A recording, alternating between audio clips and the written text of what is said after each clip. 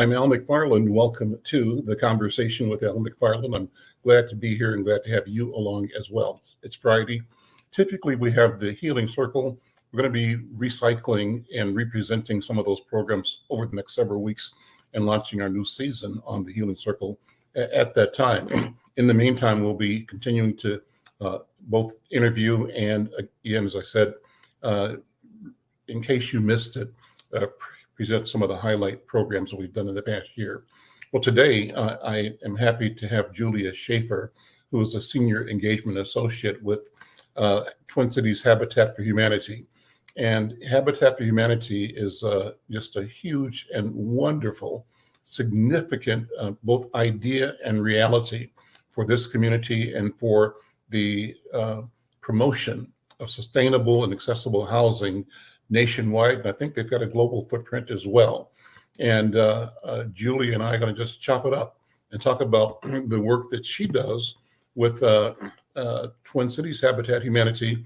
But my intent is that over the course of this conversation, it'll be like Habitat Humanity 101, the basics, the vision, the mission, the successes, the challenges, and where you and I fit in to both understand, to know, and to support the work of making sure that all of our neighbors are housed with properly with dignity. Well, with that, Julia Schafer, come on in. How you doing, my friend?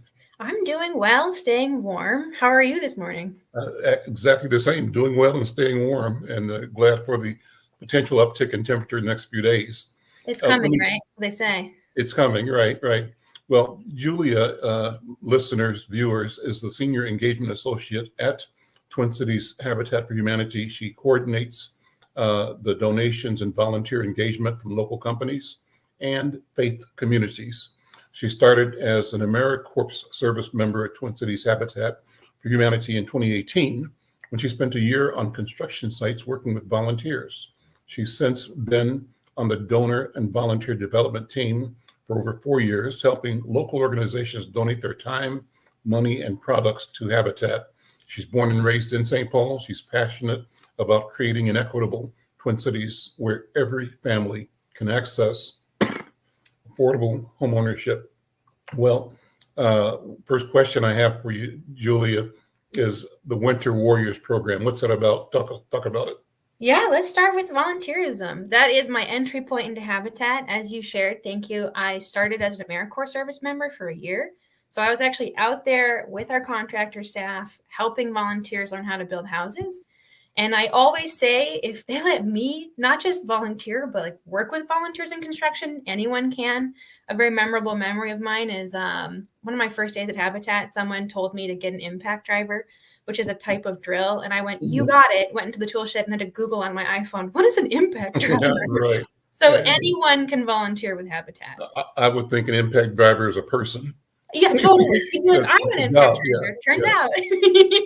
Yeah. So I do mean it when I say if I can do it, anyone can. So volunteering with Habitat is for anybody, everybody. Caveat, you must be 16 years age or older. It is an active construction site. But most people know Habitat through volunteer engagement. It's the bread and butter of our work. We rely heavily on it. And Minnesota always is one of the top states with volunteer numbers every year. So we are a great affiliate because we've got great people supporting us. But most people think that we only build kind of those traditional marketing photos. It's summer, you're in a t-shirt, you're lifting a wall. It's our very memorable time to volunteer. It's our most productive time of year. But in Minnesota, we don't have the luxury of stopping building when winter comes. And typically I'd say when snow flies, but this year that was not when winter arrived. So we build year round, and we have found in the last probably like decade that most people, I don't think to volunteer with us in the winter. So about 5 years ago, we developed the Winter Warriors program. So to raise awareness that we're still out there year round building houses, and that it's a great time to come out and volunteer with us. And I will say, as someone who, again, had no skills starting with Habitat, one of the benefits of the volunteer program with Habitat, and in the wintertime in particular, is skill building. So in the wintertime, our roofs are on, our windows are in, the houses are dried in, as we say. So they've got either temporary heat or a furnace going. So it's a comfortable experience. But there's a lot of work left to do on a home after you're moving to the interior to work on it. So volunteers, they're painting, they're doing drywall, they're installing floor or cabinets or doors. And more likely than not, these are things you're doing in your own home. So I always emphasize in the wintertime in particular, if you want to build your DIY skills and support affordable housing, we're a pretty good program to do that with. It's like going to an extension class at the university, right? Absolutely. And then every bit of learning you do also contributes at the end of the day to one new affordable housing unit in the Twin Cities. So go ahead. Habitat's model is new construction, or is it renovation as well? Great question. So if you are going to buy a home with Habitat, you've got basically three major options. One, Habitat has and will continue to build new construction homes. So that is a large part of what we do. And volunteers are helping us with almost everything except for that specialty, like pouring concrete or doing the electrical work. We also renovate homes. So we buy homes on the open market to renovate. We acquire them through our great partnerships with different cities and counties. We buy them back from Habitat homeowners who are ready to move on to a new home. And then also someone coming to buy with Habitat could find a home on the open market and then use our key technology, which is our affordable mortgage, to then buy that home. So if you're coming to buy with Habitat, you've got a couple different paths to home ownership. Would that be for only first-time home buyers or people that are actually in homes and wanting to move or change? We work with first-time home buyers. Although I do believe part of our criteria is that if you owned a home a while ago, you can kind of re-qualify as a first-time home buyer. But we are often the first chance for families to enter the housing market. And because home ownership is pretty inaccessible affordability-wise, many people are priced out of the market. So we are that tool to help first-time homeowners break into the market. That's awesome. I want to focus more on the volunteer work that you lead. Yeah. And so, you said this already, but I'm going to ask the question again. You can state it again. On the conceptual level, on the structural level, why is it important to build your program around volunteer engagement? You've made a decision to use volunteers and not hire company A. What's the philosophy behind that? Why is it important that you're engaging citizens, neighbors in this process? So the origin of Habitat, before it was even called that, is from Koinonia Farms in Americus, Georgia, where neighbors were building houses with and for each other. So partnership housing, that concept comes out of that, eventually becomes Habitat for Humanity. I recommend looking into it. It would take me a long time. I could talk forever about it, but so there's a couple different pieces. There's a civic engagement piece that I think we think really readily about social ills when we are presented with tangible opportunities to work on them. There's like a philosophical level. There is we need to save money on building housing units. We're a nonprofit. We're a large housing developer. It's only getting more expensive to produce housing, and it does offset costs for us if we have a consistent volunteer base to help us do this housing production work. And then we have, in so many different ways, we have the data of direct donations or direct support, where if someone is engaging with the Habitat brand, really frequently it's because they did volunteerism with us. So if they know about us, if they like us, if they decide to give us a gift in their will, a gift while they're living, if they connect their company to support us, it's often because through some sort of volunteer engagement. And we have so much data that supports the fact that people who are generous to Habitat like us in part because of our volunteer programs. So there's a web of reasons that actually make it a really valuable program for us to need more support for. And also it helps us build community with people. It lets us meet neighbors more readily where we're building our houses. It lets those neighbors build the house with us, quite literally. So it's a great program. And often the intended residents are involved in the building as well, right? Yes and no. So especially when we were a smaller sized affiliate where we weren't building as many homes a year, it was easier for us to have kind of our pipeline of applicants know what home they wanted to buy from us because there wasn't as many options. And so now we actually have like an online portal where all of our properties that are available for folks to buy, they can shop around. They work with our staff to find the right one that fits the affordability subsidy they need. And so someone who's buying home with Habitat, when they get to mortgage ready, they have so many options that if they wanted to, they could find an opportunity to volunteer on the home that would be theirs. Yeah. But our operation has gotten so big because the need has gotten so big that there's a little bit less of that than there used to be. Okay. And you answered this before, but I'll ask it again. Yeah. Walk us through the kinds of work that volunteers do from A to Z. What are the skills that people either have already And you've mentioned ones that can develop, but walk us through that again. Yeah. So it does depend a little bit what time of year you're coming. So we tend to, if it's a new construction build, it's going to start either the spring or early fall. And so we do have a period of time on those where it's framing work. So you're raising walls, you're putting sheeting and exterior siding on the walls, you're building a home, bricks and sticks. So that is often wear your sunscreen, bring water, you might swing a hammer that day. And then as we trend towards wintertime, that'll be often more interior work, which is maybe more finicky, more like little projects. But I mean, most people, I think they know how to paint a room, but you come to Habitat, you work with our very amazing staff who work with volunteers every day, teach them skills, and you learn the right way to paint, and you install bathroom vanities. So I think if you're someone who wants to be indoors, and you're someone who wants to learn how to do things on your own home, fall, winter is a great time to volunteer with us. But the reality is that the entire season of building for us year round, we've got a trained contractor on staff who's out there every day, who's going to give you the tools, the training, the materials, and the morale boost you need to tackle anything you've never done before. Or if you're very skilled and you want to come and show people like me who had not used a saw before how to use it, we so encourage skilled volunteers to take leadership on our sites, to offer their talents. But it takes all people to support this program. And so it sounds like there's no preparation you need to show up to be a volunteer. Well, you sign a safety waiver, but other than that, you don't have to do much preparation. You don't have to watch a DIY YouTube about something. Our staff, their job is to teach you. I joke that the side effect is a house gets built.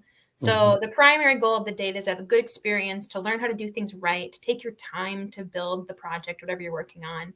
And then surprise, 5 months later, a house has been built. It's pretty amazing.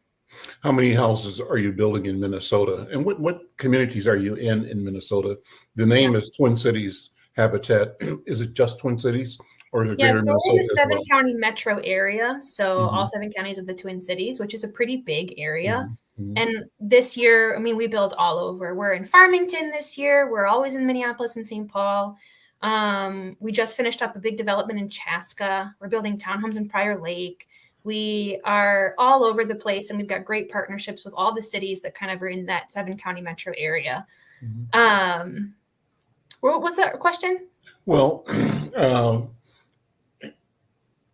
Twin Cities, I mean, what's the range? What markets are you in? What communities are you in? So you said 7-county area.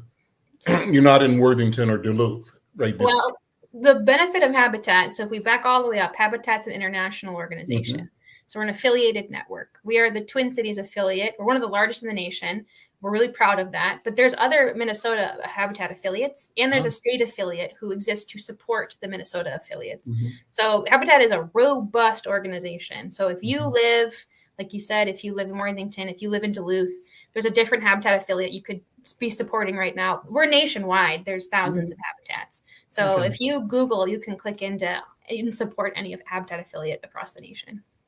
So let's talk about the basis. You know, what is the basis for this idea of Habitat for Humanity? Why is affordable housing important? What is affordable housing? Those basic questions. Yeah. So like I said, we existed because a long time ago, a very ethical farmer saw neighbors who weren't housed and created an idea of partnership housing where the community makes sure homes are built that people can occupy and live affordably in a dignified way. And that grows and grows and grows in this international organization. And we are all connected through our work on affordable housing. But every affiliate does have a little bit of agency in how they talk about their work and how they kind of advance certain programs. And so at the Twin Cities affiliate, we are a leader in a lot of different ways. We've piloted certain programs. And I'm actually going to walk us to the Habitat 101 of our affiliate. I think that answers all your questions. The mission of our affiliate at Twin Cities Habitat is to create, preserve, and promote affordable home ownership and to advance racial equity in housing. So if I kind of sentence diagram that, I think it's going to explain what we do and why we do it. So we create housing. We build housing. We renovate it. We build it from the ground up, bricks and sticks. And then that key piece is that we're a lender. So we have an affordable mortgage product. And that is that at the time of closing, a Habitat family, when they're buying a home, gets their mortgage payment set at 30% of their income. And that is a fixed rate mortgage. And that's what's affordable. 30% of your income is what's understood to be an affordable amount to pay for housing. And if you pay more than that, you're cost burdened. So there's that creating home ownership. There's preserving home ownership.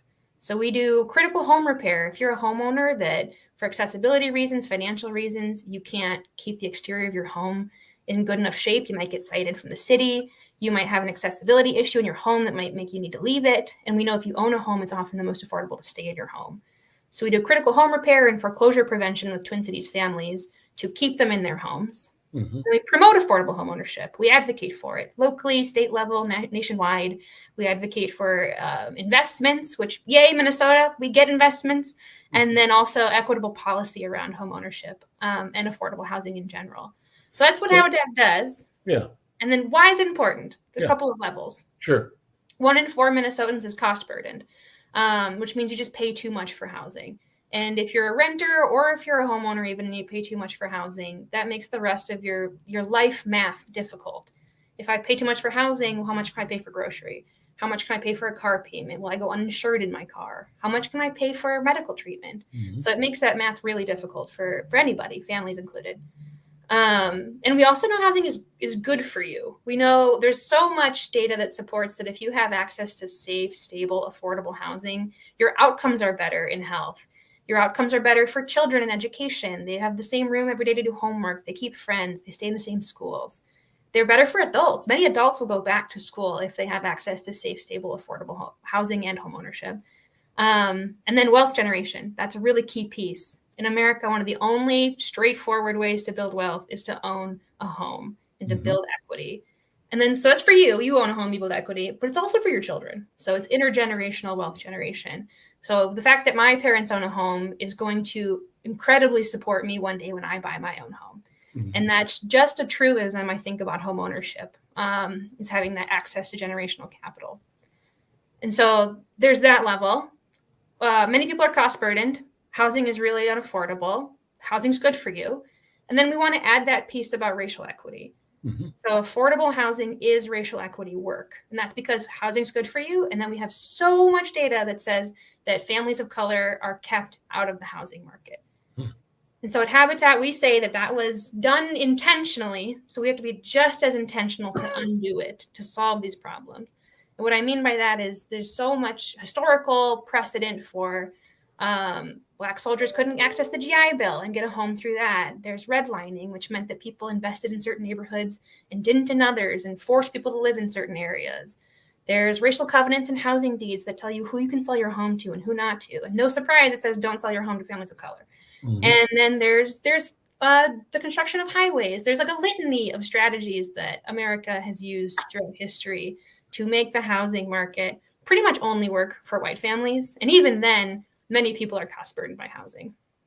So that is the work of Habitat, knowing that is the state of the nation. It's certainly the state of Minnesota. We lead the nation in the disparity between white families and their rates of home ownership and Black families and their rates of home ownership. And so every dollar, every volunteer hour, every time you call your legislator, that you are working on affordable housing, which is working on racial equity. It's awesome. What's the big picture? How bad? You said that Minnesota leads the nation in the disparity. How bad is the picture? And why is it so bad? Let's go to not only that it is bad, but the why. And the why is particularly significant, I think, because Minnesota self-deludes itself into thinking it's more progressive than it is. And beneath the progressive sound is a reality that is restrictive and marginalizing and denying of opportunity for people of color in general, Black people in particular. So dive into that some more. Well, I think that's a really great point. And it's something I've been talking to people about and thinking about is, we do tell ourselves a great narrative in Minnesota where we do have a lot of healthcare companies and a pretty robust healthcare system. And we do have a broad, if we look at broad numbers, quality of life is very high. Homeownership rates in general are higher than states in the South. Our volunteerism rates are super high. Philanthropy is great. Well, but why do we have the largest disparity? And you're totally right to pull back the curtain for so many people who have this kind of understanding of Minnesota that keeps them from effectively championing or lending their voice to support more equitable systems. And like I was saying, the disparity we have is not different than the nationwide trend. But in Minnesota, I think we tell ourselves it can't be as bad as other places, but it is a large disparity. I don't have the exact percentage right now in front of me. But even at Habitat, we have been trying to be more honest. So we're on a journey right now. And we see this national trend and this local trend of housing disparities, Black families not able to buy homes, white families more able to buy homes. And we pride ourselves that throughout our time, we're about 35 years old as an affiliate, we have had probably 80% families of color who are our clients who buy homes with us every year. But if we actually disaggregate that, the second largest community to apply to buy a home with Habitat are what we call foundational Black Americans. So Black Americans who are descendants of slavery. But the second least likely to finish our program was also foundational Black Americans. So we also have in Minnesota this idea that when we have a solution, it is a one size fits all. What a good idea. Let's sprint with it. Let's run with it. At Habitat, we had to kind of pull back and be like, well, we're a lender. We have these strategies we know work, but we can't treat every social problem or every community that comes to us to use our programs exactly the same. Because Minnesota does have so many communities. We've got such a huge immigrant population. We've got certainly a lot of white people. We've got a Black community that also wants to all access Habitat's programming. And so we've been, we're about 2 years into doing a program where we have a special purpose lending program where we have created a lending tool that is for foundational Black Americans to just get a different version, I think, of what we used to think served everybody. So it's a cohort model where you have peers coached with you to go through our program, a little bit extra subsidy that you can use in different ways to make you more ready to go to the closing table and to kind of finish your homeownership journey. A little bit more flexible underwriting because many of the systems we have regarding credit or what would make someone eligible for a loan are also tied up in a history of inequities. So we're growing too to realize that we were part of that Minnesota lie of oh, we're doing great. We're better than so many other states. Well, better is not quite good enough. So we're also growing in different directions. So what were the reasons for the foundational Black Americans not finishing the program? What did your research show? Yeah, well, there is, I think, increasingly people are talking about how I think credit and credit to income ratios disproportionately are worse in Black communities. There's studies out there now about how more Black students than any other students take on student loan debt to go to college. And so being a little bit more flexible about someone's debt to income ratio, not just totally disqualifying them from being a viable person to be underwritten for a loan. And I think my colleague Charisse came on your show a little bit ago. And one thing that we've tried to become more cognizant of too is trauma around money. So that's where that peer coaching model comes into. There are communities that it makes total sense to trust banks, right? Like I am a Norwegian white Minnesotan. I have no reason to have never been taught that a bank is trustworthy and I'm going to get underwritten, et cetera, et cetera. And there's a lot of financial trauma that exists in communities of color, understandably from a history of lack of access, from being ripped off, having biased lending tactics put at you. And so having that peer coaching model and investing more heavily, I think, in the emotional reality of buying a home is also part of our program. I used to always hear the story about a difference in Black and white credit seekers that say home to buy a home, and the story is that a Black homeowner goes to a lender and he gets denied, and he stops going because he figures it's going to happen again and again and again. Or that same Black homeowner, home buyer potentially, goes to a lender and gets a deal, not a good deal, but is so happy and relieved to get a deal that she or he takes a bad deal, right? And that there are bad deals available for people in that position. By contrast, a white family or person looking to make a significant, purchase by borrowing will get approval at Bank A, and as a practice, go to Bank C, Bank D, and Bank E to compare and to shop and negotiate. So there's a difference in the orientation or the acculturation, and that's where the trauma is. I think that you're describing that life in the Black community is so tenuous, I guess is the right word, or so perceived by Blacks so challenging that it's difficult to navigate in the open market without feeling like you're being pressed or over burdened or over examined or over questioned and over scrutinized. And therefore, the feeling that you get for wanting to own your own home is that what's wrong with you for wanting to own a home?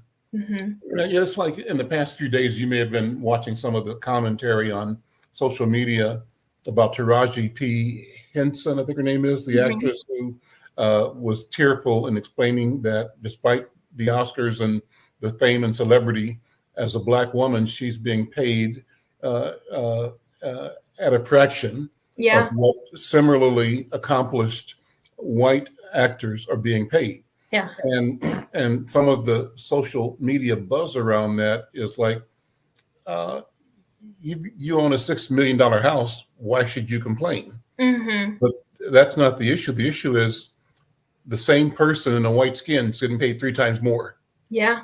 That's the issue, and that's the inequity, and that's the problem. And it's all scale from there. The process, the system devalues your right to live freely, to breathe fully, to breathe deeply, and to be your full and best self. You're structurally impaired from that. And so I think you're addressing that in some way from what I'm hearing. That's what we're trying to, I think. And every year we're learning how to do it better, I think. Yeah.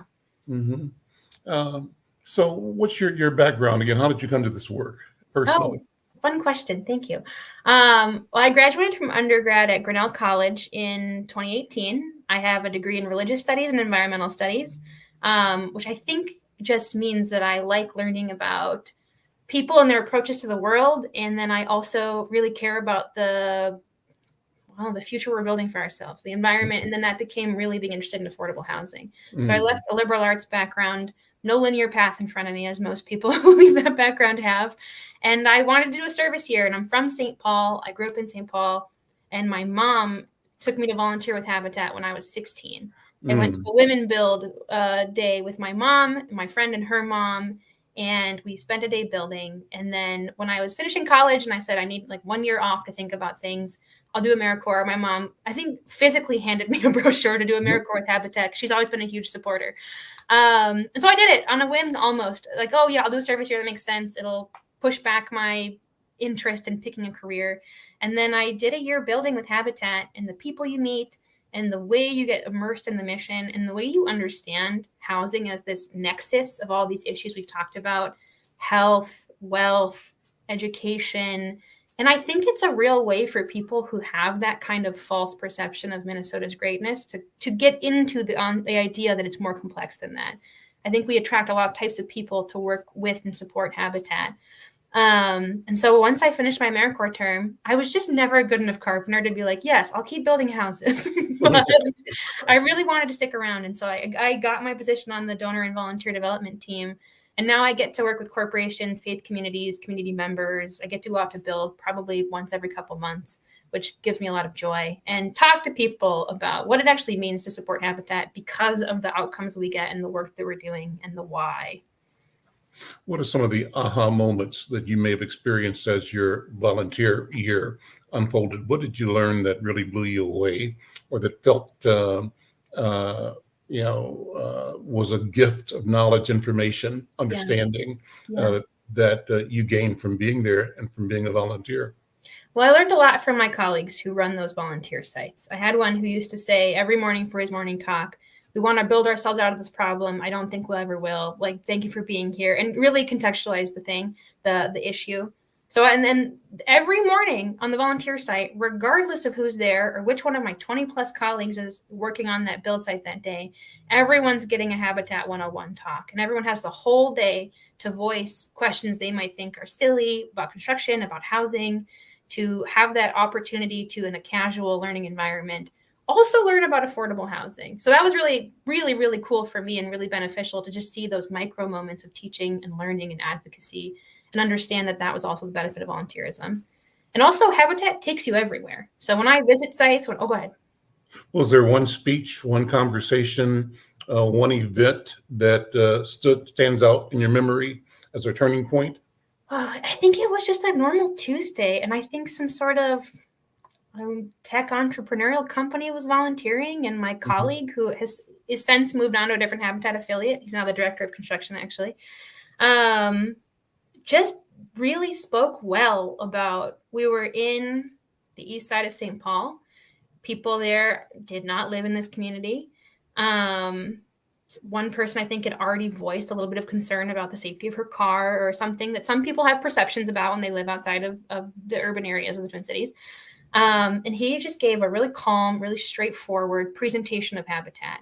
What is the data? Well, 1 in 4 people is cost burdened. What is cost burdened? Why do we exist? Where do we come from? And he could do it in about 20 minutes. And I just watched people be so open to learning about affordable housing, and be so open to then understanding, even if they spent that day leveling basement rock, which I have to tell you is not the most fun volunteer day, but someone has to do it. They had more meaning in that action, in that moment, and in their time spent away from their computer.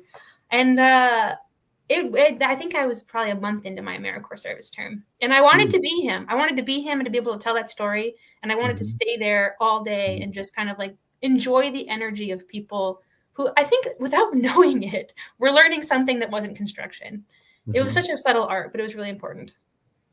And then looking at the construction part, were there times when you were hitting a groove in doing impact drilling or breaking up basement floors or polishing or sanding? What's the physical side? Were there moments where you said, you know what, I can't do this, or I don't like it, but I can do it? Or what kinds of experiences did you have? And what were the best experiences? Yeah, let's do some highs and lows. Lows are always funny. So there's, I was on quite an old renovation through the city of St. Paul. We acquired a home that I think reasonably someone else probably would have demolished. But part of the thing of Habitat is we're going to keep affordable housing stock. We're going to work hard to make sure the old houses of the Twin Cities, we make them up to code, we make them nice again, but we're going to work hard on them. And it took about a year to get this house done. A really old renovation. And at one point I was hoisted into the crawl space to pin up like tarp to keep some of the old dirt down there where it needs to be. And this is not a dignified activity. It's an essential activity. And in the crawl space, I was like, maybe I'll go home at 3 today. Maybe I've earned that. But I now think of it so fondly. But on the best days, I remember the first time I led a construction crew to help sheath a roof. So after you have the roof trusses up, you put plywood across all of it. So you're up on the 3rd floor. You're in a harness. I had not been in AmeriCorps that long, but once you learn something and you have confidence in your ability to achieve that task, me and the IT team from 3M sheathed the whole roof in one day, and it was so incredibly empowering. It was a beautiful day outside, and the visual transformation of a project like that, where you went from a roof being like pipe cleaners to suddenly being a roof, is what it looks like to you from the ground. It's such a kind of indescribable, the impact that can have on you and the morale at the end of the day when you're pretty tired. My triceps, biceps, all of that was pretty tired, but it was pretty satisfying. Well, that's a wonderful feeling. I'm Al McFarlane. This is The Conversation with Al McFarlane. I'm talking with Julia Schafer. Julia is a senior engagement associate at Twin Cities Habitat for Humanity. She coordinates the donations and volunteer engagement from local companies and faith communities. We started with the question of winter warriors. I want to come back to that. And you explained that, but explain it again. What is the concept of the winter warrior? Yeah, thank you. Great question. So, well, one thing too I want to point out is Minnesotans think we're tough, and we are. It's cold here. It's incredibly cold here. It's been really cold the last couple of days. And so I do think we find our volunteer numbers really go down in the wintertime. I think people are less thinking about it. People think that we mostly only build in the summertime. But the reality is, rain or shine, and it's -2 outside, we're still out there building, and we're building quite a few homes. I believe right now we probably have 20 projects in some phase of construction. And we need to build year round to accomplish our production goals and to make sure people are closing on homes in the spring. And so our goal as an organization when we're building is to make sure a home has some sort of heating source by the time it gets truly cold. And then we're in there in the winter. And we're putting in windows. Windows are already in. We're putting in doors, window trim, flooring, painting. So Winter Warriors is our program, about 5 years old, that really encourages folks to remember that we are here in the wintertime and that Minnesotans don't stop volunteering when it's cold, because that's our culture. And because we know that that's kind of a big part of the year. It's cold a lot here. So we want people to come out with us. If you volunteer as a Winter Warrior between January 1st and the end of March, if you volunteer 3 times in that period or on one of our Winter Warrior designated days, you are officially a Winter Warrior, and that comes with limited edition Habitat merch. So this year it's some cute socks that say winter, have Habitat things on them. But it's just to help people understand that we're still out there. We build year round. And if we want families to close on their homes in the springtime, which we try and aim for, we need help getting the rest of those homes done. Cooper, if you have contact information, we should put that across the bottom of the screen so that people can, that's great, and know how to volunteer or how to become a Winter Warrior. Walk us through that diagram, that promotion there, Julia. Yeah, that's our main webpage, tchabitat.org. We've got a great website. Shout out to our marketing team. So our very top story right there on our webpage, our main page, is becoming a Winter Warrior. So it really is as simple. If you click that button, it takes you right to go sign up. And so kind of the logistics of a build day, you have to be 16 or older. And if you're under 18, bring an adult. When you sign up on our website, which thank you, Cooper, for going to it, you just pick a day and a time that works for you. And if you want to bring out some friends to come with you, or if you want to go by yourself, you sign a safety waiver, you pick your date and time, and then the day of, you come at 8:30 a.m. You get that morning talk I talked about earlier, and you start to learn how to build something for the day, to work on the construction. And it ends at 3:30, and you've done a really solid full day's work that genuinely goes and helps our mission to advance housing in the Twin Cities. That's amazing. That's wonderful. And do we have the phone numbers there, Cooper? Can we put them in the scroll or put them on the bottom somewhere where people can call if they need to? This is just so cool, so important. How many? You said 20 projects currently underway? Oh, that's my estimate. Yeah. So we try and build about 35 to 50 homes a year currently, although one of our goals year by year is to increase that because we just know the need's still there. But right now in the winter, we've got, probably 20 projects in some phase of construction. Some will go on hiatus for a little bit, depending on not enough volunteers, or that site soup needs to be put someplace else, or they're on vacation, etc. Sure.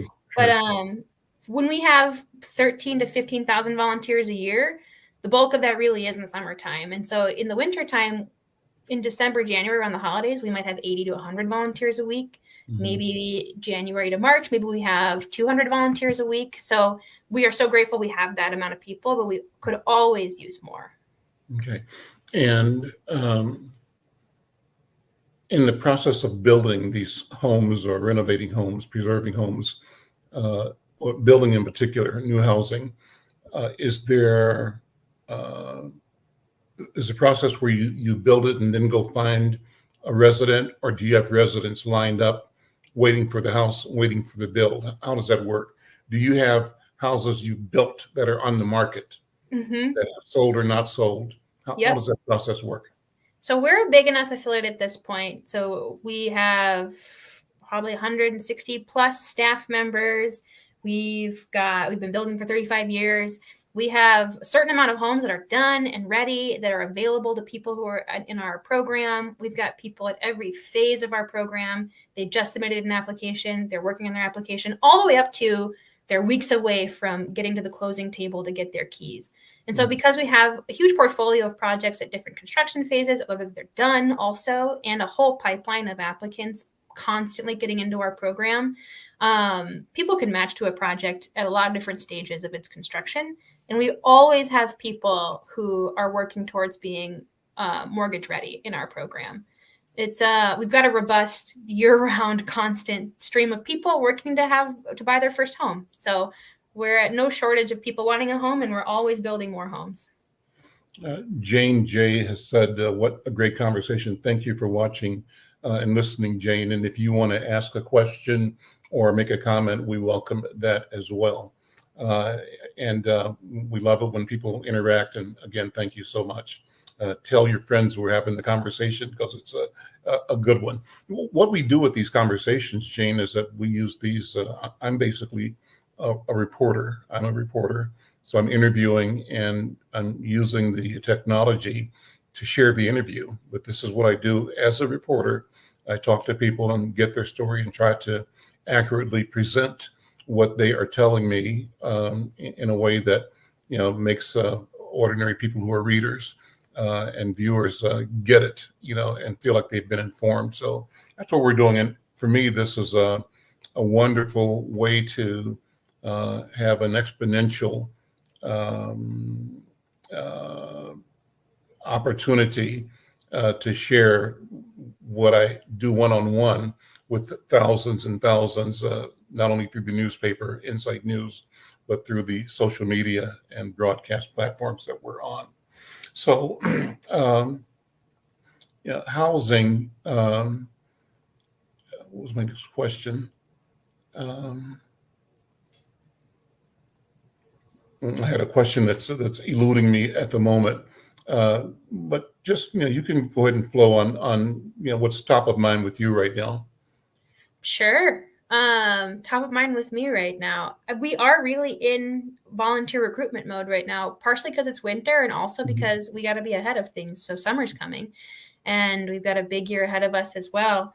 And one thing that I think is interesting about Habitat's volunteerism is we do build everywhere in the 7-county metro area. So I don't know where your viewers reside, but because we're all over the 7-county, if you're a Farmington resident, we're building there. If you live in the east side of St. Paul, we're building there. So really, I really want to emphasize to people that wherever you are, some Habitat is building. And we're all different sizes and we all have different capacities and maybe different focuses. Twin Cities, we are a leader in the Habitat network on racial equity work and some of our lending practices. But there is a Habitat pretty much everywhere. So I really like to tell people, go to Google, find out wherever you are, where your Habitat affiliate is, and there's some way for you to plug in. It's interesting. During COVID, one of my friends asked me, Julia, do you volunteer? Because you're a volunteer professional. And I said, I've not volunteered in like a year. And it had occurred to me that I was so immersed professionally in volunteerism. And I have a very good friend who works at Second Harvest. And we talk quite a bit about it can be hard to, throughout your workday, to commit extra time to volunteerism. But once I pushed myself to go do it again, it is one of the best ways to get out of your winter funk, to go meet new people, to be physically active. I have a desk job, so whenever I get to go to the Habitat site, I get to stretch muscles. I'm pretty sure I haven't been stretched in like 5 months. Right. I really encourage folks to get into their community. It doesn't have to be with us, but we have a lot of opportunities if you do want to come volunteer with us. So 35 years, right? Yep. What's the number of units rehabbed or built in that period of time? Do you have a count? We do have. Let me go see if I can pull it up really fast. I am on my computer. It's a lot. And the number you said earlier is that 80% have been people of color, and that's significant. That's a significant number too, because I do think we have had quite a bit of success and good reputation in immigrant populations. And we know, so one thing I want to share with people too is that there's lots of housing resources out there. A lot of subsidy is given towards housing, especially in Minnesota, but there is this barrier of knowing about it. And then if you know about it, do you trust it? So much of the success, I think, of recruitment for people to be a client of Habitats or to use our programs or kind of any social service provision is can someone tell you about it? How are you going to hear about it? So I really encourage people to talk to anybody about Habitat. We do recently, this is something that I think is really great. Our programs and services team have been going to some of the corporations who financially support us and talking to their staff about qualifying. There's no shame in needing subsidy for housing because so many people need it. So some of the folks who volunteer with us also qualify for our programs. Folks who donate to us also qualify for our programs.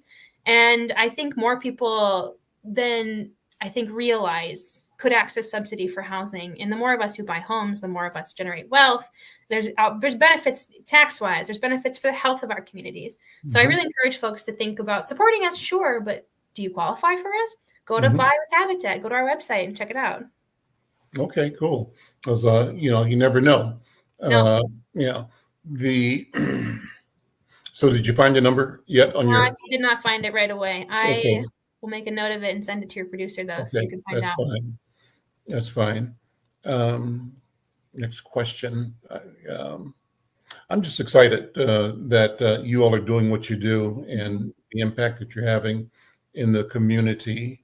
I think you all were present at the Build Wealth Black Men's Legacy Summit last year as one of the people supporting that strategy. Yep. And so there's a network. There's a lot of, you mentioned a lot of resources. So that's the question I had. So you mentioned that the foundational Black Americans are the second largest cohort. What's the first largest? Did I hear you right or wrong? No, you heard me right. It's the second largest population to apply for Habitat's program. Who is the first largest? See, this is where you want someone from our program team on. I've got the volunteer statistics. That's a great question. I don't know the answer. Okay, that's fine. And I wonder because, there is sometimes either presented as or perceived as tension of opportunity. And it's good that you have described the cohort as foundational African American, because that group is saying to itself and to the world that we have been here and are descendants of a great crime against humanity. And we have emerged from that, through that, but we still suffer from the consequences of it, both internally, internalized oppression, and residual oppression that is masqueraded in institutional behavior that we've talked about, that reflects itself in the disparities, health, housing, wealth, education, and everywhere. And so I'm curious as to how, if we identify and deconstruct the big picture, all those individual segments show up. That's the question. I think it's important that we do that. We disaggregate the numbers, right? Definitely. And make sure that we're not using the idea that Minnesota is the healthiest state in the country to say, therefore, we don't need to worry about the people that are not healthy among us, because the people that are not healthy end up being one core and consistent and predictable segment. And that's because of our inattention or our bad intention. Yep. Or both. And I think you can spin it. I think, great. We have the highest rates of volunteerism. We've got really great Fortune 500 companies still headquartered here that want to give philanthropic dollars. We have not been doing as well as we think we can. Well, then we have the capacity to push it the other direction. We've got a lot of energy and resources. Minnesota wants to be good. We just told ourselves a lie too long that we already were there. So I think we should channel all of that. And we've got really such a great professional class here who is really interested in solving problems, being philanthropic. We've got strong communities. And I think we can capitalize on all of that as long as we're honest about what that transition is from and what it's for. So I think you're totally right. Talk about your own family, your genealogy, if you don't mind. You mentioned your mom helping you to give you the pamphlet about Habitat. What kind of family do you come from? And what do you know about your family history? Whose shoulders are you standing on? That's a really good question.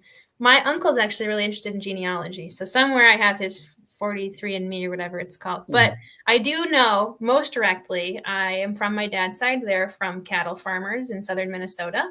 So Minnesota, I think for generations since Norway, but it's been a while. And then my mom's side. What towns in southern Minnesota? Sherburne. Morton County. Yeah. Okay. All right. So that's where the accent a little bit comes from. And then my mom's actually from Wyoming and bounced all over. And so they met at McAllister College and they lived not far away. So grew up in St. Paul, grew up with my family being Habitat supporters, went to St. Paul public schools. And then actually one of the pieces, to an earlier question you asked me, highlights of my AmeriCorps term is being able to going to all the different projects Habitat builds in all sorts of neighborhoods.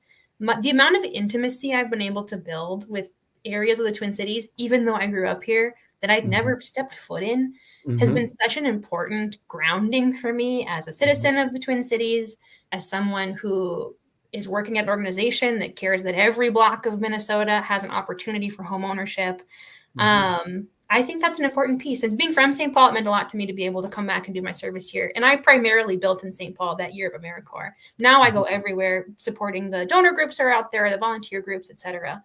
But I'm St. Paul, 2 sisters, both who don't live here anymore. I'm the one who's still committed to sticking it out in the Twin Cities. I love it here. Mm-hmm. You guys, your uncle's family tree, what to say about your genealogy? What's your family? Largely Norwegian farmers, but that's way back. There's an interesting podcast I listened to once where I think that like Scandinavian kind of cohort who came to the Midwest, I don't really have any ethnic traditions that we do. We eat lefse around Christmas, but that one of the costs I think of that type of immigration coming into privilege of being pretty much immediately white is a little bit of a lack of a connection. So I don't consider myself Norwegian, but that is. Explain that. Hold it. You said a mouthful there. So coming into a situation and becoming white, what do you mean by that? I think whiteness in America is definitely, it's constructed, right? And that it kind of erases, well, I don't know if my colleague is Swedish or British or French or Norwegian, like I am allegedly, or German, even though my name's Schafer. I think we're a little bit German, but I only know that because my uncle sent his spit to a company. So I do think that they're like the monolith of whiteness and the privilege it has makes me disconnected, I think, from some of my heritage, but it's certainly the most minor trade-off for white supremacy's benefits that I could ever name, I think it's an interesting thing. And so this work, in a sense, is an antidote. Yes. Or a response to. So go into that. I'm just curious. Yeah. How you're feeling inside. Yeah. And I'm appreciating what you're saying and why you're saying it, and I'm just excited to invite you to talk about your thoughts in this area of how do we undo the damage of white supremacy or of white privilege. Well, we have the structural level. So Habitat trying to address the fact that the banks are still underwriting at disproportionate rates different people and people of color versus white people. And then we have people like me who I don't know some of my neighbors very well. And I'm from St. Paul, but I hadn't really spent time past Lake Street in Minneapolis, or I hadn't gone to the Hmong market ever in my whole life on the east side of St. Paul. And I think Habitat, I hope working with Habitat invites you to be more in community, more neighborly, to recognize that kind of NIMBYism, right? Not in my backyard. It's in the largest scope. That's how Minnesota feels. Not in, in your backyard. Yes, Minnesota has issues with racism and structural inequalities. And then I think for someone like me working at Habitat and being physically on the build sites, meeting neighbors, working on the homes, and then also working with systems and funding and thinking about the outcomes of Habitat, it's just giving me a much more intimate connection and making me feel more in community than I had before with Twin Cities and the issues and the successes and the hopes that people are feeling about how do we make this a better environment for everybody. Well, you obviously believe that we can. I do. I like to think so. Yeah. And you believe that we should because you're doing it. And then how does that allow you to articulate a future that is successful given what is motivating you? And the people in your lane who believe that change and hope and goodness are possible. What do you think? Oh, how do we get to the positive future? Well, I actually think that if I had to boil down Habitat's like current strategic plan and the current vision we have for the next couple of years is do more, do better. And I think that's true on probably every level of the different institutions that are working to make our communities safer, thrive more, have access to more money, all of the government spending that's been recently achieved in Minnesota to support systems is do more, do better. And it's that do better piece I think some people are grasping for, because it needs us to address, as you are so eloquent at saying, all of the reasons why we thought we were already doing better. We need to pull that back a little bit, and then we can actually do better. But I do believe like Habitat's growing. Every year we've raised more money than the last because people want to be generous. Even if they don't think they can help, they're willing to write a check to help. That's great. We have historic investments in affordable housing the last year, and many institutions are capitalizing on it and finding ways to make that real. We've got such great organizations that, hopefully lots of people know about them who are doing important work. We've got so many nonprofits here who are doing important work. I do think we're capable of do more, do better, and having like little, slow, incremental yeses and successes that I do feel hopeful. I'm taking a quick break here. We'll come back with the final word with my guest, Julia Schafer. I'm Al McFarlane.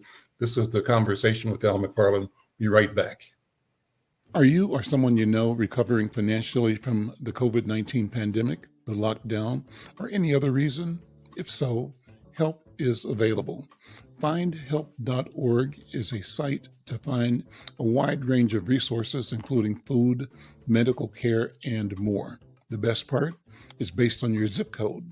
Visit findhelp.org, enter your zip code and the service you need. You'll get a map directing you to the organizations that can help you.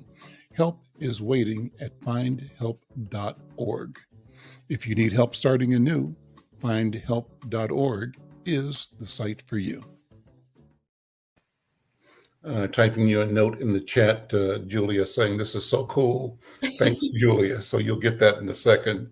Thank you. I really am pleased. And your leadership over there, talk about the team.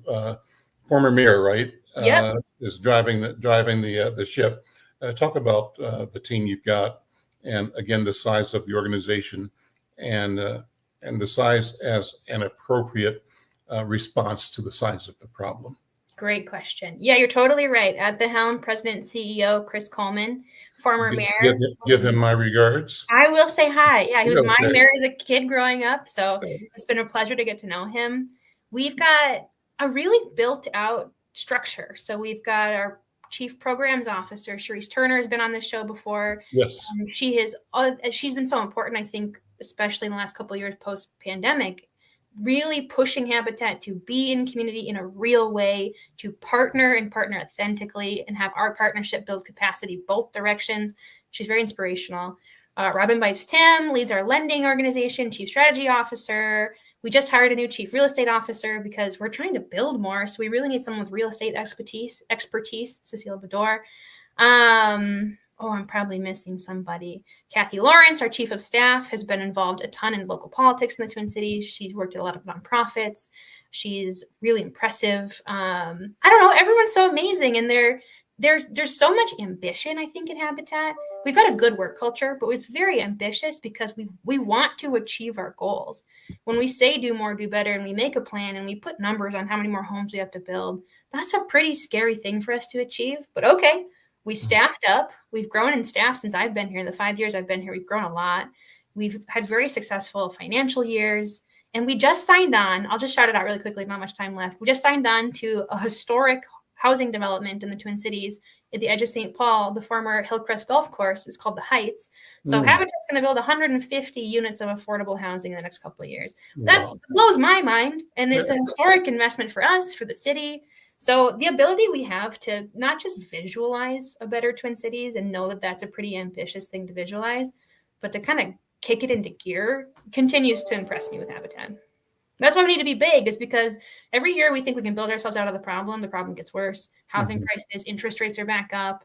The production of housing, all the materials are really expensive. The pandemic was really hard for everybody and the workforce. And so people's wages aren't keeping up with costs. So unfortunately, every year, a little bit more work's put on our plate, but I think that we're ready for it. You gave us an inspirational quote with your bio. Would you read that and take 20 seconds to explain why it's important to you? Yeah, wait, let me pull it up. I don't have it open anymore. I don't have it memorized. Let me read it. There it is in the chat. Cooper put it there for you. Okay, thanks, Cooper. A life is like a garden. Perfect moments can be had, but not preserved, except in memory. Live long and prosper. So it's Leonard Nimoy's last tweet, who was the guy who played Spock in the original Star Trek, right? Which I grew up watching with my dad a little bit. And I just remember the first time I read it when he had passed, I have a hard time living in the moment. I think that people who work towards a vision or a future, and also just generally anxious people like me, have a hard time living in the moment and accepting your victories as they stand right now, and then realizing your failures in a positive way. So I like any quote that tells me to live in the moment. Perfect moments can be had, but not preserved except in memory. So just keep moving, keep living. So I find it inspirational. Julia Schafer, thank you so much. We'll see you next time. This was a pleasure. Bye-bye.